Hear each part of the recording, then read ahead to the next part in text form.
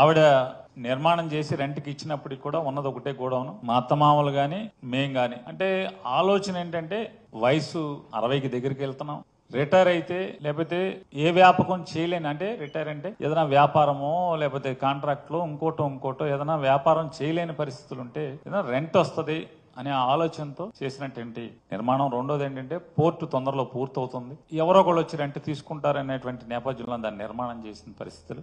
సాధారణంగా నేను కానీ నా శ్రీమతి గారు కానీ అసలు దాంట్లోకి వెళ్తాం అనేది, దానికి వెళ్ళి రోజు వెళ్ళి చూడటం లేకపోతే మధ్యలో వెళ్ళి చూడటం, ఇట్లాంటి డే టు డే ఆపరేషన్స్ అన్ని కూడా మేనేజర్ని పెట్టుకుని స్టాఫ్ను పెట్టుకుని ఆపరేషన్స్ జరుగుతున్నాయి. 25 నవంబర్ 2024 తారీఖున 25 తారీఖు నవంబర్ 2024న ఆ గోడౌన్స్ కేర్ టేకర్ గా ఉన్నటువంటి, అంటే అక్కడ ఆపరేషన్స్ చూస్తున్నటువంటి మేనేజర్ వచ్చి షార్టేజ్ కనపడుతుందండి, ఏంటో మాకు అర్థం కాలేదు, రికార్డ్స్ అన్ని చూసుకుంటే లారీ కాట ఏదో తేడా కనపడుతుందండి, వేరియేషన్ ఉంది అని చెప్తే మేము కూడా ఆందోళన చెందిన మాట వాస్తవం.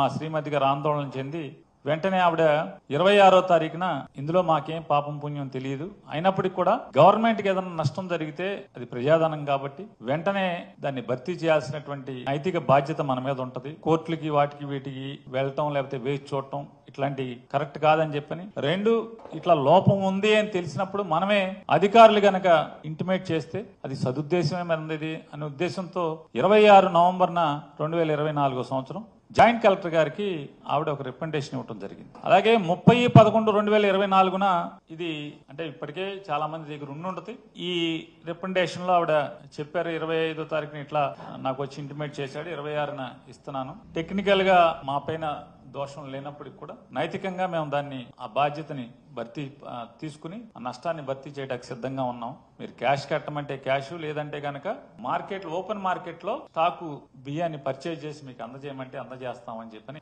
లెటర్ ఇవ్వడం జరిగింది. అట్లాగే 10వ తారీఖున కూడా 30వ తారీఖున గోడౌన్ మేనేజర్ గారు కూడా ఆయన డిఎస్ఓ గారికి ఒక రికమెండేషన్ ఇచ్చారు. దీని మీదే ఇలా ఉంది, దానికి కారణాలు ఏమేంటి అనేది కూడా ఆయన ఈ రికమెండేషన్ ఇచ్చారు. 4వ తారీఖున 4 డిసెంబర్ అంటే 26వ తారీఖున జాయింట్ కలెక్టర్ గారికి రికమెండేషన్ ఇస్తే 4వ తారీఖున జాయింట్ కలెక్టర్ గారు, జిల్లా సివిల్ సప్లైస్ అధికారులు అందరూ కలిసి ఇన్స్పెక్షన్ చేయడం, ఫిజికల్ గా stock verification, record verification, manager ని విచారణ చేసి వారు సివిల్ సప్లైస్ అధికారుల దగ్గర ఆ జాయింట్ ఇన్స్పెక్షన్ రిపోర్ట్స్ అన్ని కూడా తీసుకున్న దరిమిలా అంటే వారు ఒక రిపోర్ట్ ని ఎండి గారికి కూడా రాయటం జరిగింది. ఇప్పుడు 4వ తారీఖు ఈ లెటర్ వారు ఎండి గారికి రాయటం జరిగింది, సివిల్ సప్లైస్ ఎండి గారికి రాస్తే 10వ తారీఖు VC and MD civil supplies corporation వారు జాయింట్ కలెక్టర్ గారు రాసినటువంటి 4వ తారీఖు రాసిన లెటర్ మీద వారు రిప్లై ఇస్తూ డబ్బులు కట్టించుకోండి, క్రిమినల్ కేసు కూడా పెట్టండి అని చెప్పి ఆయన ఉత్తర్వులు ఇచ్చినట్టుగా లెటర్ పంపించినట్టుగా ఉంది. ఆ లెటర్ వచ్చిన దరిమిల 10వ తారీఖున శ్రీమతి జయసుధ గారు, నా భార్య శ్రీమతి జయసుధ గారి పేరు మీద అట్లాగే మేనేజర్ పేరు మీద A1 A2లుగా రాత్రి 9 గంటల ఆ టైంకి ఎఫ్ఐఆర్ నమోదు చేసి 11వ తారీఖున కోర్టుకు పంపించారు. ఇప్పుడు అలాంటప్పుడు ఆయన పేరు పెట్టుకోవాలి వస్తుంది, అప్పుడు ఆయన అరెస్ట్ చేసేవాళ్ళు.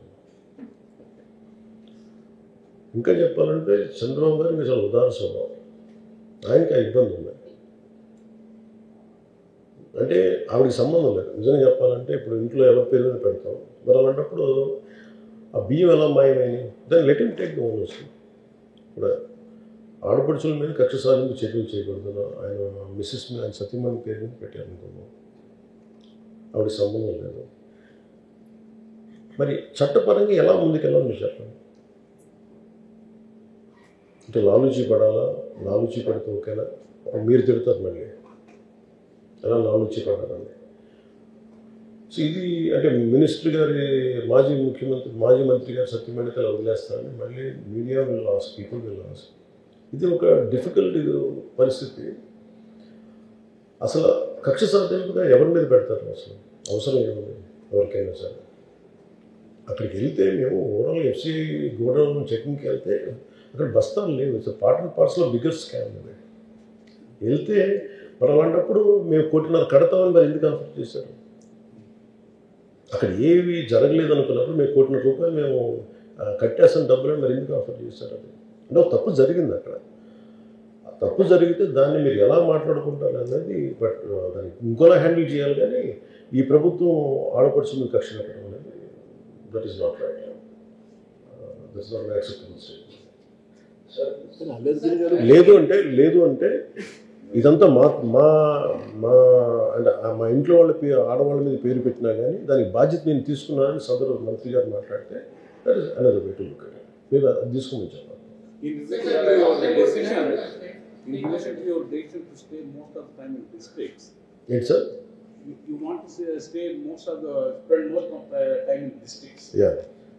But will not affect the administration secretariat. We have to clear so many files.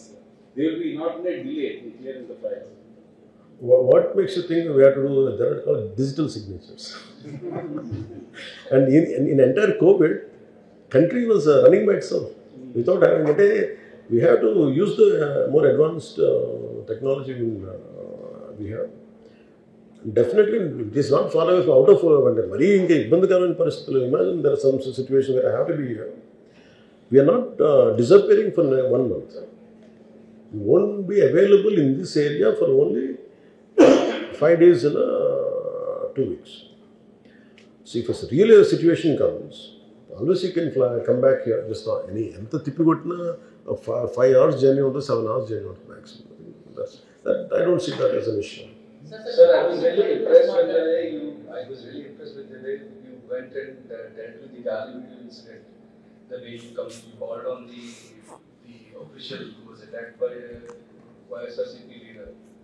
But I think this was missed in case of Pantam Nanaji when he attacked a doctor in Kakinada. No, I was quickly responded within 15 minutes. Quickly responded. And that's the reason why I communicated through our Hariprasad garu. I spoke to him. అంటే నాకు వచ్చిన దృష్టికి వెంటనే వెళ్ళి that's the reason why he said sorry. In that way we don't spare తన మన లేదన్న very clear. అంటే నాకు వెళ్ళటానికి ఇప్పుడు నేను వెళ్ళి ఇప్పుడు మీకు ఒక డే కూడా లేట్ అవ్వదు గుర్తుపెట్టాను. ఒక not even an night. How much time we respond?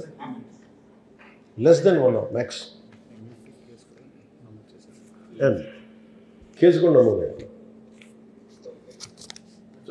Sir, what personally go there and call on the... అసలు ఏం జరిగిందో నాకు తెలియదు. నాకు కొట్టలేదు. ఇట్ ఈస్ ఒక వర్బల్ స్పాట్ జరిగింది. అది నాకు నేను ఆయన వీడియో చూశాను. ఆ వీడియో చూసి నచ్చింది. ఆయన అన్న మాటలే నాకు నచ్చిన. దో హీజ్ అవర్ ఎమ్మెల్యే. నాకు అలా మాట్లాడారు. 15-20 నిమిషాలు నా దగ్గరికి వచ్చింది. వెంటనే మా వాళ్ళకి చెప్పాను. I said, this has to be, immediately has to apologize. Still apologizing doesn't mean case won't be filed. Case was filed. Though he's our MLA. Okay, sir. And sir, your native village is Mogultur. How would you develop it in West Godavari? What plans do you have for that village? అంటే ఒక నాయకుడికి తనా మన ఉండకూడదు కదా. That